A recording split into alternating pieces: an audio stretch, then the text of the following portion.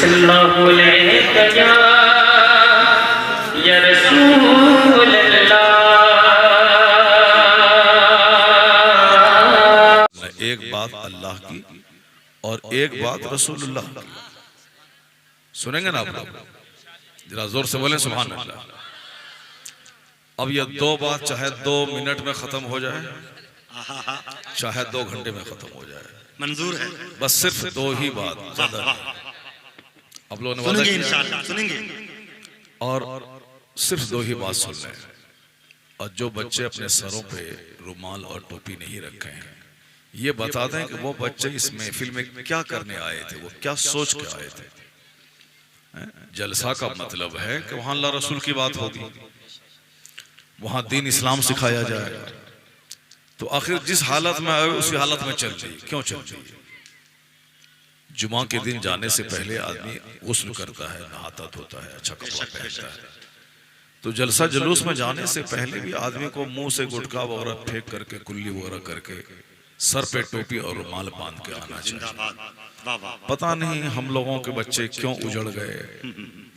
हिंदुओं के यहाँ देखा जाता है कि 1-1 लाख लोग उनकी सभाओं में आ रहे हैं और रामदेव जी उनको समझाते हैं। सारा मजमा जिंदगी सवारने की बातें सुनता है। मुरारी बापू वो लोगों को राम कथा सुनाते हैं और सारा मजमा उनकी बात सुनता है। और 1-1 लाख लोग रहते हैं सुनने वाले। बड़ा बदतमीजी है। इसीलिए मैंने कहा था अव्वल से कि हमको शुरू में दिया जाए ताकि किसी न किसी बहाने लोग कुरान हदीस सुन लें। अब ये रात के 1 बजे दिया जा रहा है। अब लोग ऐसे भी थक चुके हैं और ऐसे ये लोग छोकरा सब नाच सुनने आता है, चला जाता है। तो जो छोकरा नाच सुनने आता है, कम से कम उसी नात के बहाने उसको कुरान सुना दिया जाए। क्या बात है। और नात खानी बाद में हो जाए। और ये लोग अगर जलसे में नहीं भी आए तो कोई फर्क नहीं पड़ने वाला, क्योंकि ये लोग सुनने आते ही नहीं, बस उनको गाना सुनना है। अब वो गाना सुनने की जो ख्वाहिश है, उसी शौक को पूरा करने के लिए वो यहाँ आ जाते हैं। और नात को इसीलिए सुनते हैं ताकि जो गाना सुनने में मजा आता है तो उसी गाने की लज्जत नात में मिल जाती है उसको। वरना वो दिन सीखने थोड़ी आते हैं। जो दिल से नबी की नात सुन लेगा वो पक्का आशिक रसूल हो जाए। जिंदाबाद, वाह वाह वाह। फिर उनकी इस आंखों में किसी दूसरों की बहू बेटी नहीं बसेगी, इस आंखों में सिर्फ गुंबदे खजरा बसा रहे। वो जवानी में 80 साल के बुढ़ापे की तरह अच्छा काम करने लगे। ये जवानी नहीं कि बिल्कुल हम इसको दीवानी की तरह खत्म कर दें। ये जवानी ही सबसे क्रीम पीरियड है। और तुमको देखकर तुम्हारे बाप दादा को पहचाना जाता है कि तुम्हारे बाप दादा कैसे थे। अक्सर बेशतर जितने लोग आज नमाजी हैं उसमें अक्सर वह लोग हैं जिनके बाप नमाजी थे। जितने लोग आज अच्छे आलिम हैं उनका बैकग्राउंड आप देखें, जरूर उनका दादा, उनका बाप जरूर आलिम होता है, जरूर कुछ न कुछ दीनी बैकग्राउंड रहता है। और जितने लोग आज शराबी हैं, ताड़ी पीने वाले, जोकर हैं, वो समझ ले कि उसका बैकग्राउंड इसी तरह का रहता है। जैसा बाप वैसा बेटा रहता है। तो बाप, तुम्हारी वजह से बाप बदनाम हो रहा। अगर तुमने मस्जिद में हुल्लड़बाजी किया तो तुम तो हुल्लड़बाज है ही, लेकिन लोग कहेंगे कि तुम्हारा बाप हुल्लड़बाज था, इसलिए तुमने अपने बाप का असर अपने किरदार से दिखला दिया। बहुत अच्छे। अल वलदु सिर्रुल अबी, हदीस कहा गया है कि बाप, लड़का अपने बाप का एक राज होता है। औलाद को देखकर माँ बाप पहचाने जाते हैं। अगर कोई मस्जिद में आके हुल्लड़बाजी करता हो, समझ जाएं इसके बाप माँ कैसे हो। जो जलसा जुलूस में आके हुल्लड़बाजी करता हो, ये हिंदुओं का मेला नहीं है कि आए हाहा ठिठी क्या लड़की को लेके भाग गए, ऐसा नहीं। ये जलसा है, जन्नत की क्यारी है, सीरत की महफिल है। यहाँ हुजूर का चर्चा होता है, यहाँ कुरान शरीफ की बातें होती हैं। इसलिए सदरुल शरिया ने मना किया था कि वाज की मजलिसों में औरतों को न ले जाया जाए। यही वजह है, क्योंकि वो उधर बैठी हुई हैं, बेपर्दा बैठी हुई बातचीत कर रही हैं, उधर मर्द उसको देख रहे हैं, और फिर औरतें वहां बाहर टहल रही हैं, और हमारा जो बेटा जोकरों की तरह है वो उनको देख रहा है, हा हा कर रहा है, एक दूसरे पे गिर रहा है। मगर उन बेशर्मों को शर्म नहीं कि उसकी माँ को भी कोई दूसरा देख रहा हो, बिल्कुल वाह वाह वाह वाह वाह। उसकी बेटी भी कोई बुरी बहुत निगाह अच्छे। डाल रहा होगा। इतने बेगैरत और बेशर्म क्यों हो गए कि तुम्हारी बेटी को तुम्हारे सामने कोई दूसरा घूर घूर के देखेगा तो तुम जैसे बेशर्म को कैसा लगेगा। लेकिन शर्म रहेगी तब ना लगेगा कि हाँ कोई मेरी बेटी को बुरी निगाह न डाले। और जो खुद नंगा हो तो चाहेगा कि तुम भी डालो हम भी डालते हैं। ये तो नंगेपन की पहचान। कुत्ते जो गलियों पे घूम रहे हैं और दूसरों की बहू बेटी को देख रहे हैं, उन बेशर्मों को हया नहीं है कि उनके पास भी माँ है, उनके पास भी बहन है, उनके पास भी बेटी है। अगर कोई गैर मुस्लिम तेरी बेटी का हाथ पकड़ के उससे जिना करे तो तुम तो उनके सामने छोड़ दोगे उसको। जब चचेरी बहन पे तुम बुरी निगाह डालते हो, अपनी बहनों पे तुम बुरी निगाह डालते हो, तुमको क्या समझ में आएगा इस्लाम। वो तो मोहम्मद इब्ने कासिम थे जो अरब ममालिक में पैदा हुए वहीं रहते थे। जब उनको खबर मिली कि हिंदुस्तान के राजा ताहिर ने मुसलमान की एक बेटी को कैद करके रखा है और उस पे जुल्म कर रहा है, और इस बेटी ने यहाँ से खत लिखा और किसी बिजनेसमैन के जरिए अरब में भेजा कि तुम्हारी बहन काफिर के कैद में है और बड़ी तकलीफ में है, तो अपना खूनी भाई नहीं था वो, कहाँ अरब कहाँ हिंदुस्तान, क्या खूनी रिश्ता हो सकता है। लेकिन मोहम्मद इब्ने कासिम 18 साल का जवान, उन्होंने बादशाह इस्लाम से इजाजत लेकर नौजवानों के एक टीम तैयार की और अरब से चल करके वह हिंदुस्तान के सिंध आ गए। लाखों की फौज राजा दाहिर की थी और ये मुट्ठी भर नौजवान थे। क्या जुनून था। हमें जुनून है सिनेमा देखने का, हमें जुनून है दूसरों की आबरू को तार-तार करने का, हमें जुनून है दो चार सिक्के कमाने का। लेकिन इस्लामी शहजादे का जुनून है अपनी इस्लामी रिश्ते की बहन को काफिर के कैद से आजाद करवाने का। वो जुनून था जो अरब छोड़ के उसे अजम ले आया। ताइफ में पैदा होने वाला, मक्का के करीब जो शहर है, वहां से चल के वो हिंदुस्तान का सिंध आया। वो पाकिस्तान जो पहले हिंदुस्तान ही कहलाता था, वह सिंध में राजा ताहिर की लाखों की फौज थी। इसके पास हाथी, घोड़े, तीर अंदाज और बहुत जबरदस्त फौज और लश्कर। मगर मोहम्मद इब्ने कासिम उनको देख के घबराया नहीं, क्योंकि इरादा इनका नेक था और अपनी इस्लामी बहन को काफिर के कैद खाने से आजाद करवाने के लिए वो अरब छोड़ के अजम आया था। इस्लाम की तबलीग के लिए आया था, कुफ्र को के पंजा मरोड़ने आया था, पैगंबर आजम के दीन की सरबुलंदी की खातिर आया था। तो एक कायदा है कि जो अल्लाह के लिए एक कदम बढ़ता है, अल्लाह की रहमतें 10 कदम उसकी तरफ बढ़ जाती हैं। बेशक वाह वाह वाह। जो अल्लाह की तरफ चलता है, अल्लाह की रहमतें दौड़कर उसका सुभान अल्लाह सुभान अल्लाह। मदद अल्लाह की तरफ से आती है, नुसरत अल्लाह की तरफ से आती है। पहले तो आप सुनते थे कहानी, लेकिन आज तो अपनी आंखों से आपने देख लिया। अगर हमारा बच्चा गुटखा खाते खाते मोबाइल चला लिया और देख लिया कि फिलिस्तीन में क्या हो रहा है, कितने हजार मुसलमान बच्चे शहीद हो गए। अगर ये देखा होगा, अगर सीने में दिल अगर जिंदा है तो वो सनीमा छोड़ देगा, वो झूठ बोलना छोड़ देगा, वो अपने भाई अपनी बहन की मोहब्बत में सजदारेज होकर अल्लाह की बारगाह में दुआ करेगा, ए अल्लाह मेरी बदअमली से मेरे भाई पे अजाब आया है, अब मैं सच्ची तौबा करता हूं कि झूठ न बोलूंगा, नमाज न छोड़ूंगा। सच्ची तौबा यहां तुम करोगे, इसका असर वो फिलिस्तीन में देखा जाएगा। चूंकि मदद देने वाला अल्लाह, अल्लाह सब बंदों को सिर्फ देखना चाहता है कि बंदों के दिल में मेरी कितनी मोहब्बत है। वरना अल्लाह अजाब देने पे आता है तो मालूम है आपके इस इलाके में जब कभी पानी का सैलाब आता है तो कितने लोग पानी की मौजों की नजर हो जाते हैं, कितनी जमीनें कट गई महानंदा, कितने गांव वीरान हो गए। आपने तो सुना होगा सुनामी के तूफान में कई लाख लोग समंदर में गुम हो गए। आपने सुना होगा कि तुर्की के जलजिले में कई हजार लोग अपने ही मकान के मलबे में दब के सड़ गए, उनकी लाश तक नहीं निकल पाई। जमीन हिलती है, हजारों बस्तियां जमीन के अंदर दफन हो जाती। अल्लाह ताला मारना चाहेगा तो अमेरिका एक ही दिन में जमीन में धंस जाएगा। अल्लाह ताला मारना चाहेगा तो सारा इस्राइल का यहूदी 1 सेकंड में जमीन में दफन हो जाएगा। लेकिन अल्लाह तबारक व तआला ऐसा नहीं करता है, क्योंकि ये दुनिया काम की जगह है, बदले की जगह नहीं है। इसको हमेशा दिमाग में नोट करके रखिएगा कि दुनिया काम की जगह है, बदले की जगह नहीं है। बदले की दुनिया है आखिरत। जहां हर स्याह और सफेद का हिसाब होगा, जहां नमाज रोजा कुछ नहीं सिर्फ बदला है, वहां यहां काम है और वहां बदला है।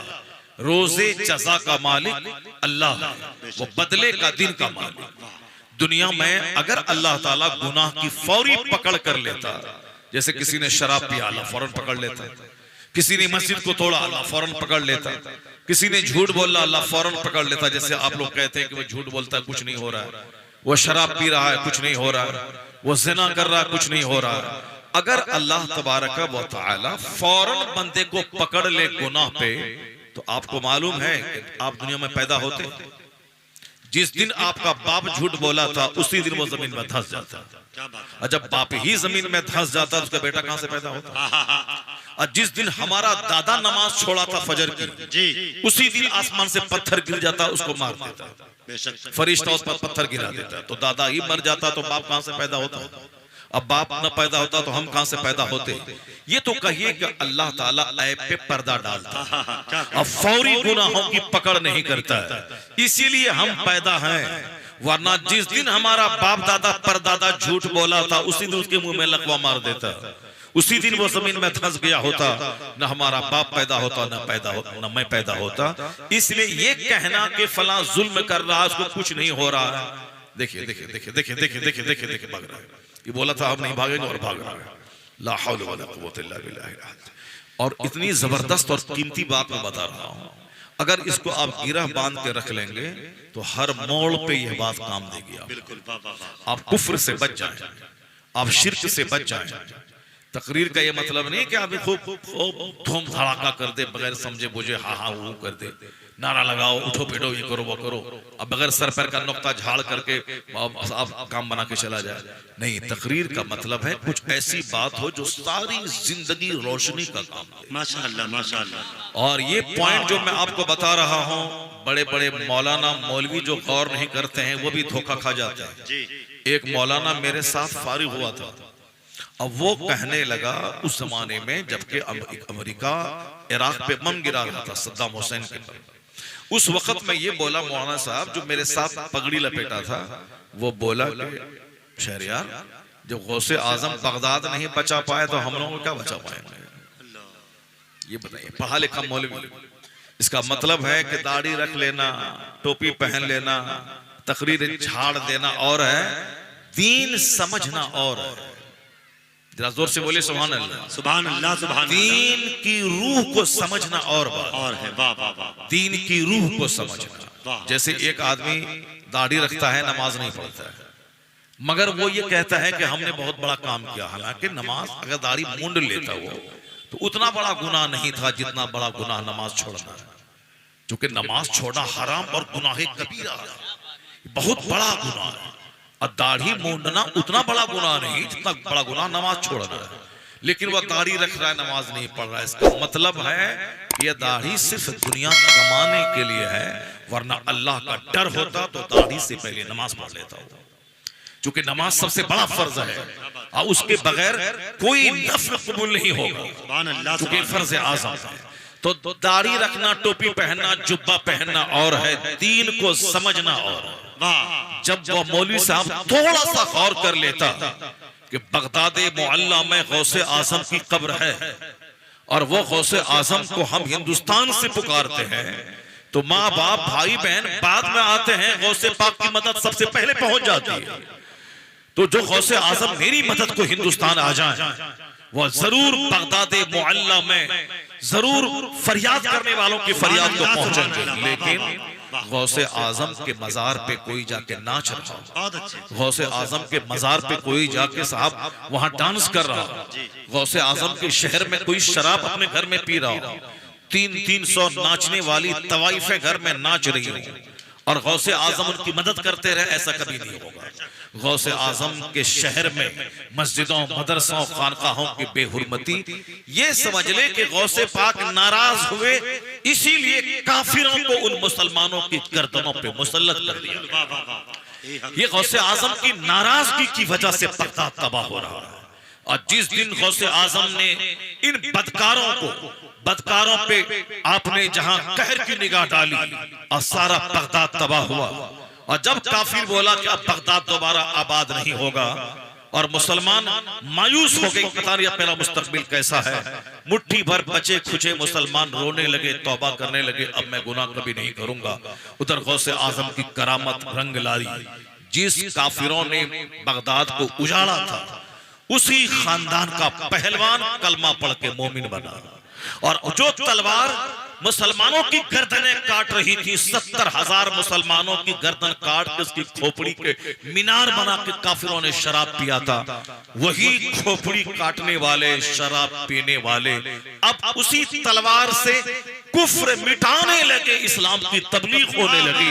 बगदाद दोबारा आबाद हुआ और आज तक भी दोबारा बगदाद कभी नारे तकबीर, नारे रिसालत, मसलके आला हजरत, पैगामे ताजुश शरिया कॉन्फ्रेंस, अल्लामा डॉक्टर शरिया रिदा साहब किबला।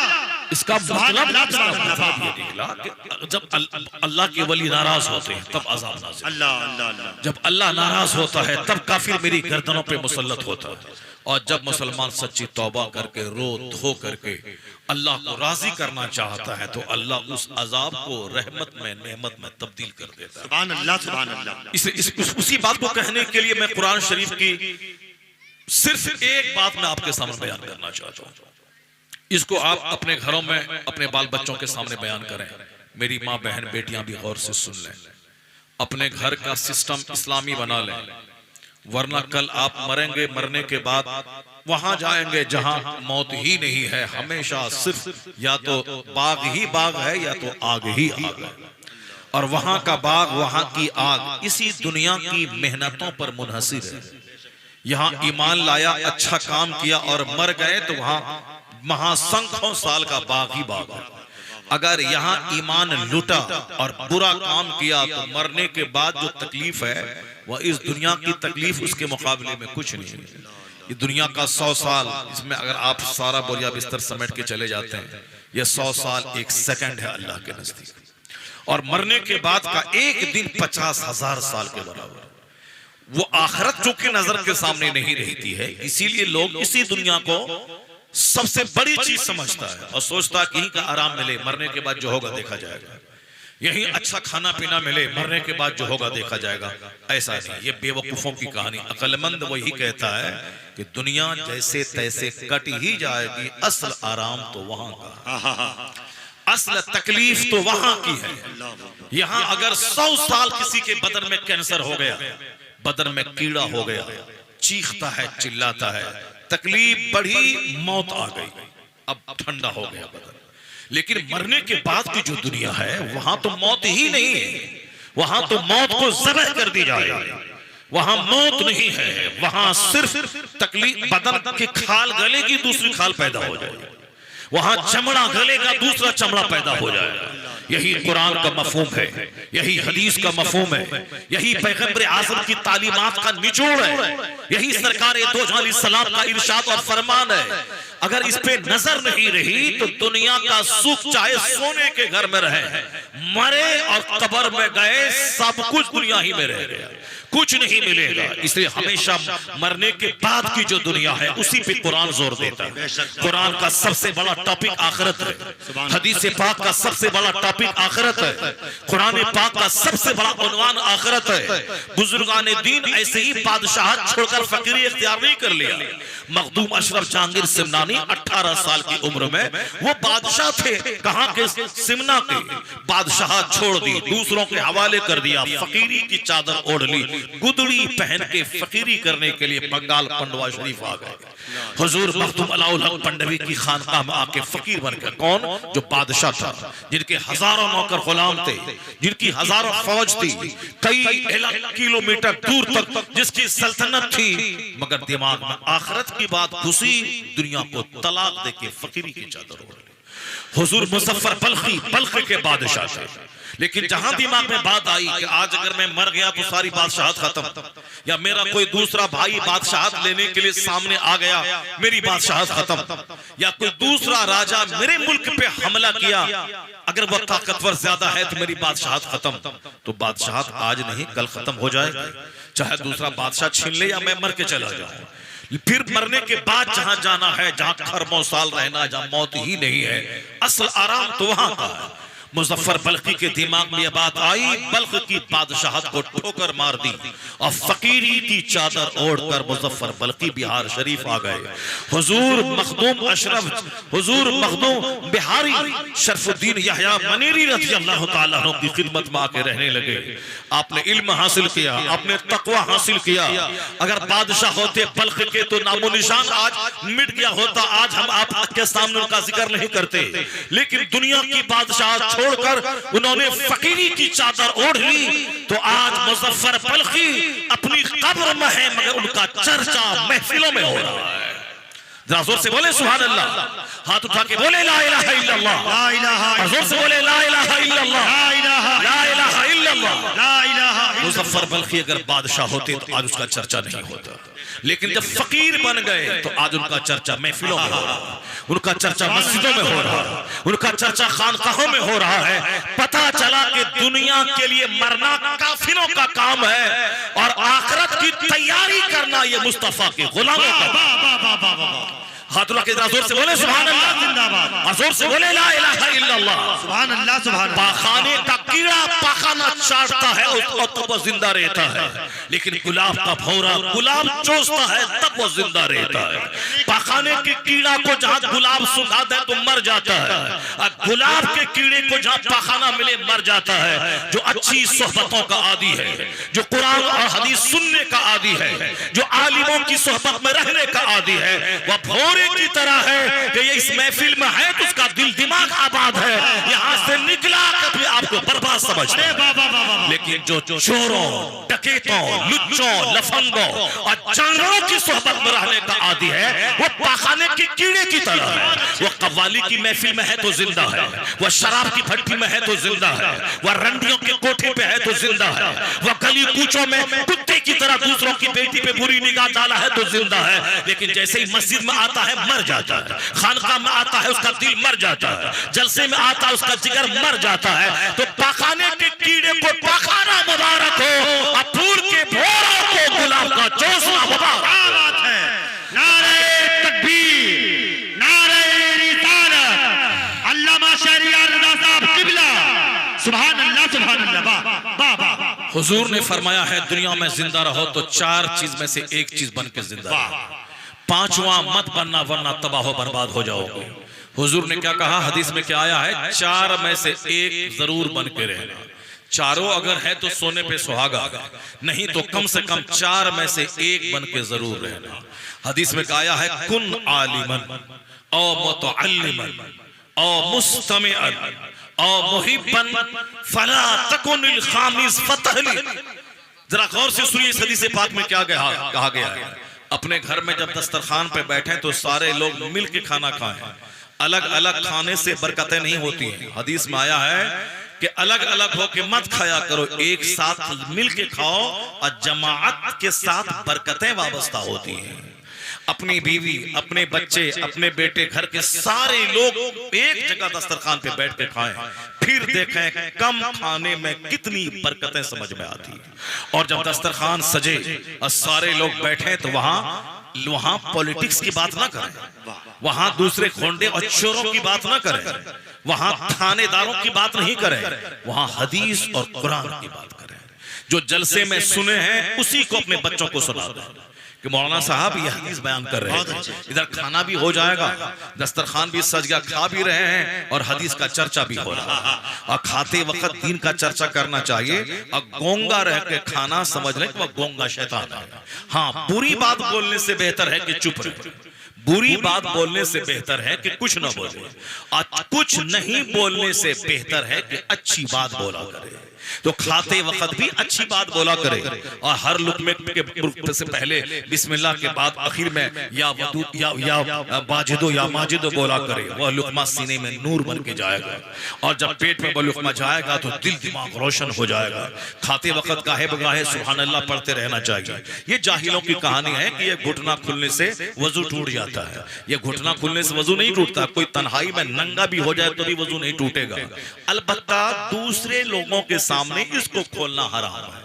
नहीं खोलना चाहिए। इसीलिए मुमकिन है कि हमारे बुजुर्गों ने इसी बात को बताने के लिए इस बात को गढ़ लिया हो कि इसके खुलने से वजू टूट जाता है, ताकि लोग डर जाए और इसको दूसरों के सामने नहीं खोले। हालांकि वजू नहीं टूटता है, अलबत्ता दूसरों के सामने इसको खोलना हराम है।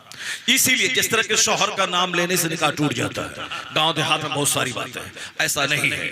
बल्कि शौहर का नाम अगर अदब से बीवी ले ले, कोई निकाह पे फर्क नहीं पड़ता है। जैसे कोई बाहर के लोग आए, ये किसका घर है, अब औरत है, अब वो कोई इधर भाग रही, उधर मुंह छुपा रही है, उधर कैसे नाम ले शौहर का, अब वो करे किसी बच्चे को तो बोलने दो कि उसका नाम बता दो उनको। नहीं, कोई जरूरत नहीं है, आप बीवी हैं, अपने शौहर का नाम बोले। ये मास्टर अब्दुल मजीद साहब का घर है, मैं अब्दुल मजीद की मैं बीवी हूँ और ये उनका घर है। अब सामने वाला परेशान नहीं होगा, वो समझ जाएगा। तो उसमें कोई हर्ज, कोई गुनाह, कोई बेअदबी भी नहीं है। अलबत्ता को कोई शौहर का नाम बार बार लेना, और जैसे शहबाज तुमने ऐसा कर दिया, तुमने वैसा कर दिया, अब बीवी अपने शौहर को बोले कि तुम नाम लेके तुमने ऐसा कर दिया, ये बेअदबी है, ये बदतमीजी है। तो बेअदबी से बचने के लिए मुमकिन है कि बाप दादाओं ने गढ़ लिया हो कि शौहर का नाम लोगे तो निकाह टूट जाएगा।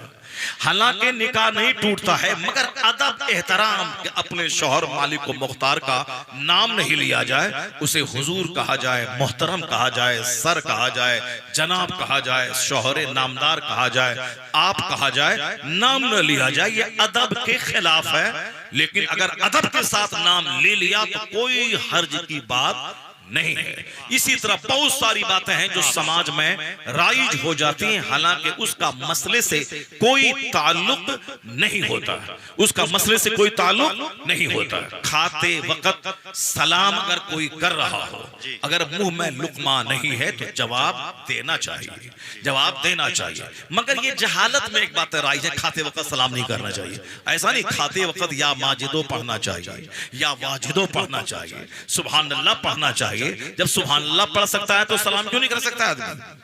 सलाम क्यों नहीं कर सकता? कोई बुलाने ने वजू कर रहा, वजू करते हुए सलाम नहीं करना चाहिए, भी जहालत है। वजू के वक्त में दुआ पढ़ना चाहिए। जब हाथ धोए कहे अल्हम्दुलिल्लाह पढ़े, और कुल्ली करे तो उस वक्त दुआ पढ़े, नाक में पानी डाले उस वक्त दुआ पढ़े, चेहरा धोए उस वक्त दुआ पढ़े, हाथ धोए उस वक्त दुआ पढ़े, मसह करे उस वक्त दुआ पढ़े, पाँव धोए उस वक्त दुआ पढ़े। ये सारी दुआएं किताबों में दर्ज है कि कुल्ली करते वक्त क्या पढ़ना है, हाथ धोते टाइम में क्या पढ़ना है, और वजू शुरू करते वक्त क्या पढ़ना है। जब वजू करते हुए दुआ पढ़ी जा सकती है तो सलाम क्यों नहीं किया जा सकता है?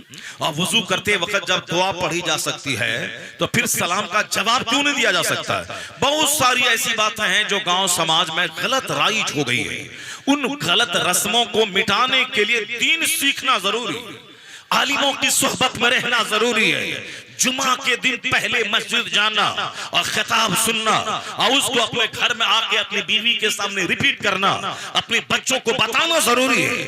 आज जो बच्चे मेरे हाथों से निकल गए, आज जो बच्चे किसी डोमनी के साथ भाग गए, आज हमारी वह बेटी जो किसी डोम के साथ भाग गई, इसमें कसूर हमारा है कि हमने बच्चों के सामने जन्नत का चर्चा नहीं किया, हमने बच्चों के सामने कुरान का चर्चा नहीं किया, हमने बच्चों के सामने कभी दीन नहीं बताया। हमने सिर्फ ही बोला खाओ कमाओ मर जाओ। हमने ही बोला वो फला इतना कमाया, इतना जमीन, इतनी जमीन खरीदा, इतना मकान बनाया, फला डॉक्टर बना, इंजीनियर बना, कमाया खाया, गाड़ी खरीदा। तो हमारे बच्चों के दिमाग में भी यही बात बस जाती है कि पैदा होने का मकसद जमीन खरीदना, पैदा होने का मकसद घर बनाना, पैदा होने का मकसद पैसा कमाना। तो अब वो भी झूठ बोल के, शराब बेच के, सूद खा के, हराम काम करके, दूसरों की जमीन हड़प के, बेची हुई जमीन को दोबारा बेचकर माल कमाना चाहता है। नहीं, माल चाहिए जहां जैसे वो सिक्का पैसा बोलता है। तो अब बच्चा अगर हरामखोर हो गया, उसका जिम्मेदार वो बाप है जो जन्नत का शौक नहीं दिलाया, जो जहन्नम का खौफ नहीं दिलाया, जो मरने के बाद की जिंदगी में हिसाब किताब होगा ये बात बच्चों को नहीं बताया, मुस्तफा की हदीस नहीं सुनाया कि दुनिया एक कतरा पानी है और आखिरत एक समंदर की मानिंद है। दुनिया मिले ना मिले, आखिरत का आराम मिल गए, सबसे बड़ा कामयाब वही शख्स है। ये बाप को चाहिए बच्चों को बता दे, दुनिया की रंगीनी के पीछे पागल ना हो। अगर आज बेटियां भाग गई तो बाप का कसूर है। अगर जन्नत की बात, आखिरत की बात, जहन्नम की बात अगर बाप बताता तो कभी वह जवानी की ख्वाहिशात की जद में आकर वह कभी दूसरों के साथ नहीं भागती, बल्कि अल्लाह के डर के तले, वह अल्लाह के डर के साए में में दबी रहती और हलाल तरीके से निकाह के बारे में कोशिश करती और न कि हराम कदम उठा के अपने ईमान को हाथ से धो बैठती। ये 100% माँ बाप का असर है। इसलिए शरीयत ने बताया जमीन बाद में देना, पहले बच्चों को अदब सिखा दे, बच्चों को डिसिप्लिन सिखा दे, बच्चों को कुरान और हदीस की बात बता दे। 1 खरब रुपए का घर बना देना एक तरफ, अपने बच्चे को मुस्तफा की 10 हदीस सिखा देना है, अपने बच्चों को अदब सिखा देना एक तरफ। नारे रिसालत, मसलके आला हजरत, ख्वाजा का हिंदुस्तान। अगर ये अदब आपने सिखाया होता तो बच्चा सारी जिंदगी कुंवारा रह जाता, मगर अपने ईमान का सौदा करके किसी काफिर के साथ नहीं भागता, किसी काफिरा के साथ नहीं भागता। हमारी बच्ची सारी जिंदगी कुंवारी रह जाती, मगर अपने ईमान का सौदा करके कभी किसी गैर मुस्लिम के साथ नहीं भागती। इसलिए हर माँ बाप के से क़यामत के दिन ये सवाल ना होगा कि तुमने अपना घर बना के बच्चों को क्यों नहीं दिया, तुमने अपने बच्चों को 1 कट्ठा जमीन खरीद के क्यों नहीं दिया, तुमने अपने बेटे को मोटरसाइकिल खरीद के क्यों नहीं दिया। अल्लाह की कसम ये सवाल क़यामत में नहीं होगा। अलबत्ता ये सवाल होगा कि तुमने अपने बच्चों को नमाज का हुक्म दिया कि नहीं दिया, तुमने अपने बच्चों को नमाजी बनाया कि नहीं बनाया, तुमने अपने बच्चों को अदब सिखाया कि नहीं सिखाया। इसलिए हर माँ बाप पे लाजिम है कि जब बच्चा पैदा हो उसका अच्छा नाम रखे, और जब बच्चा पैदा हो तो उसके मुंह में नेक लोगों का लुआबे दहन डाले, तहनीक करे। जब बच्चा पैदा हो तो फिर उसको 2 साल तक अपनी बीवी या नेक बख्त दाया से उसको दूध पिलाए। जब बच्चा 4 साल का हो, 4 महीना 4 दिन का हो, बिस्मिल्लाह खानी करवाए। जब बच्चा 7 साल का हो उसको नमाज पढ़ने का हुक्म दे, और जब 10 साल का हो मार मार के बच्चों को नमाजी बनाए। और जब बच्चा नमाजी हो जाए तो उसका बिस्तर अलग कर दे, और जब बच्चा जवान हो जाए 16 साल के बाद 18 साल में तो फौरी उसकी शादी करा दे। सल्लल्लाहु अलैहि या रसूल